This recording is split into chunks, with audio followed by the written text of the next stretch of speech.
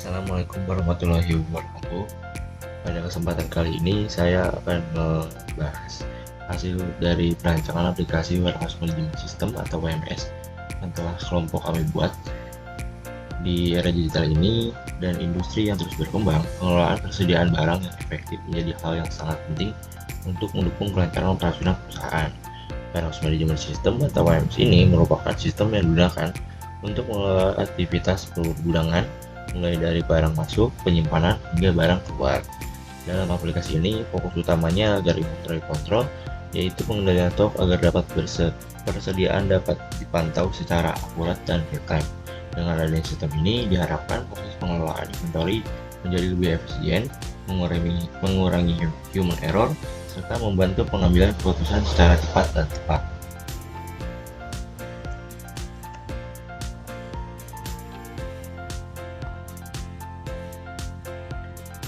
Untuk agenda presentasi itu yang pertama ada masalah gudang atau apa yang saja yang terjadi pada proses manual. Yang kedua ada rancangan WMS, yaitu fitur inti dan kebutuhan sistem. Dan ketiga ada kelayakan, yaitu terkait teknis, ekonomi, dan organisasi. Dan yang keempat ada desain sistem untuk use case, proses, sequence, dan data model. Dan yang kelima ada implementasi atau tahapan KPI dan rekomendasi. Untuk masalah gudang manual, yaitu ada data lambat, yaitu stok pada spreadsheet tidak selalu mencerminkan posisi fisik terbaru. Yang kedua ada human error, yaitu kesalahan kode, kuantiti, satuan, dan lokasi yang sering terjadi saat input manual.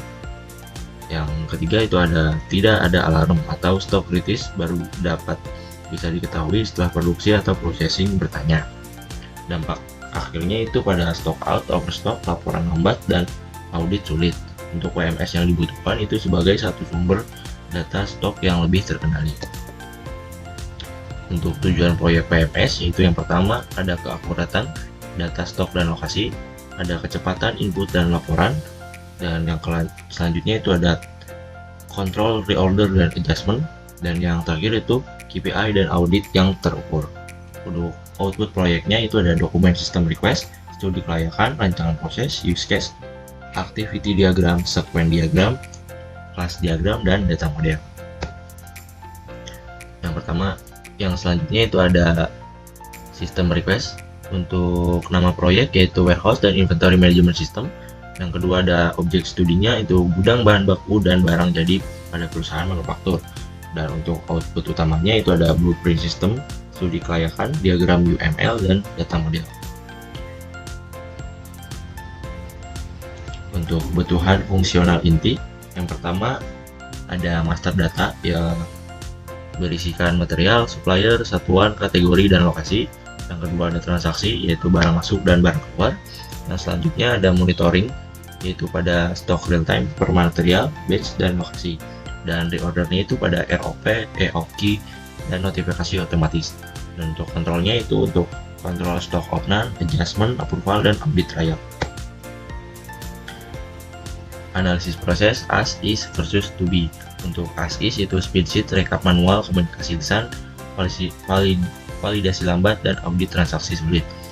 Dan untuk digitalisasi pada to be-nya itu transaksi dicatat langsung, stok otomatis berubah, reorder muncul, dan laporan siap digunakan. Perubahan utamanya itu ada pada proses gudang menjadi berbasis dan aktual. Setiap transaksi memiliki jejak pengguna, waktu, dan preferensi. Untuk gambaran proses itu ada alur barang masuk. Yang pertama itu terima material dan dokumen penerima. Yang kedua scan barcode atau input kode material. Yang ketiga ada validasi PO, supplier, quantity, dan lokasi. Untuk selanjutnya ada data sesuai, itu ada pilihan ya, dan jika ya itu update stok secara real time, dan jika tidak itu verifikasi pada supervisor. Untuk gambaran animasi proses itu ada notifikasi reorder. Yang pertama itu transaksi barang keluar mengurangi stok aktual. Yang kedua sistem membandingkan stok dengan ROP. Dan yang ketiga jika stok kurang sama dengan ROP, notifikasi bisa dikirimkan. Tujuannya itu untuk purchasing dan supervisor mendapat sinyal lebih cepat sebelum material kritis dan menghambat produksi. Untuk use case utama itu ada aktor mengakses fungsi sesuai peran, akses, dan audit trial menjaga kontrol transaksi. Yang pertama itu ada admin system, dan yang kedua itu ada pada manajer operasional. Dan selanjutnya itu ada operator gudang, purchasing, supervisor, dan yang selanjutnya ada kolom master data, catat transaksi, profile, dan reorder, dan dashboard. Untuk interaksi sistem, sekuen barang keluar, itu ada yang pertama operator melakukan input material dan quantity, yang kedua form itu submit transisi, selanjutnya controller itu cek stok dan stok kurang lebih dari ROP, yang ketiga ada database, lalu ada munculnya notifikasi. Untuk database itu ada data model ringkas, yang pertama itu ada master, yaitu bersihkan user, material, supplier, dan location. Untuk transaksi itu berisikan inventory stock, inventories, stock transaction, stock adjustment, dan reorder itu berisi reorder rules, purchase, request, dan control itu ada audit logs untuk jejak perubahan data. Untuk hasil kelayakan ekonomi, untuk investasi awal itu sebesar 98 juta, yang kedua itu ada manfaat per tahun itu sebesar 124,8 juta, dan untuk net cash flow per tahun itu ada di angka sebesar 94,8 juta, dan untuk payback periodnya itu selama sekitar 12,4 bulan. Untuk interpretasi itu NPV 3 tahun bernilai positif sebesar 133.753.569, dan ROI-nya itu sekitar 3 tahun sebesar 190,2%, yang artinya manfaat bersih proyek lebih besar daripada investasi awal. Untuk roadmap implementasi, yang pertama ada bersihkan master data, material, dan lokasi. Yang kedua, mulai modul barang masuk dan keluar. Yang ketiga, ada aktifkan stok real time dan laporan inti. Yang keempat, ada tambahan dashboard, KPI, dan integrasi lanjutan. Dan yang kelima, ada evaluasi KPI dan perbaiki SOP berkala. Prinsipnya yaitu implementasi bertahap, mengurangi risiko, membantu adaptasi pengguna, dan menjaga ruang lingkup tetap terkendali. Untuk penutup, WMS dapat menjadi gudang lebih akurat, cepat, dan terkendali, bermanfaat pada transaksi dan stok terintegrasi secara real time, reorder, dashboard, dan audit trial meningkatkan kontrol. Dan yang terakhir untuk contoh. Baik, berikut adalah contoh aplikasi WMS yang telah kami buat. Untuk di bagian dashboard ada beberapa item yang dapat kita lihat seperti stok aktif, stok kritis, persediaan, akurasi stok, dan juga aktivitas terbaru yang telah dilakukan, dan juga ada kesehatan persediaan secara real time. Untuk di bagian persediaan, untuk memudahkan pada saat mencari material, kita bisa melakukan langsung search di bagian fitur yang sudah disediakan, dan juga ada kolom pencarian untuk status dari stok yang ada di inventory. Contohnya seperti ini, dimana kondisi stok aman dikelompokkan hanya dengan kita mengklik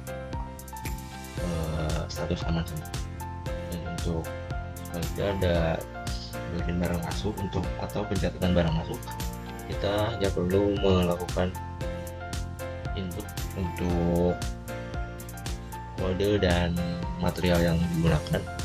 Kuantitinya juga kita hanya perlu masuknya seperti ini, dan untuk lokasi kita juga dapat langsung memilih lokasi mana yang akan digunakan, dan nomor PO hanya kita perlu input dan sama dengan nama supplier juga.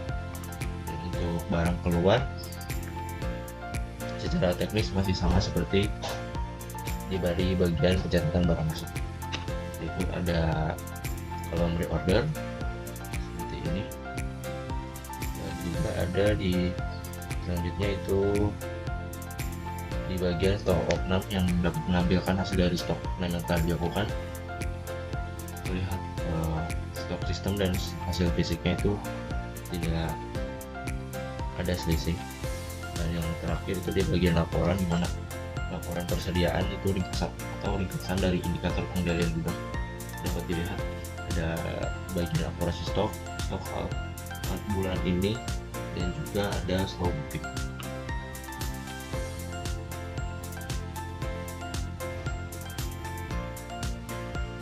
Baik, demikian pembahasan yang dapat saya sampaikan mengenai pembuatan aplikasi WMS untuk inventory control.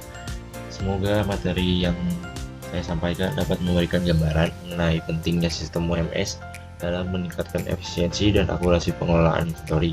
Saya ucapkan terima kasih atas perhatian teman-teman sekalian, serta mohon maaf apabila terdapat kekurangan dalam penyampaian saya.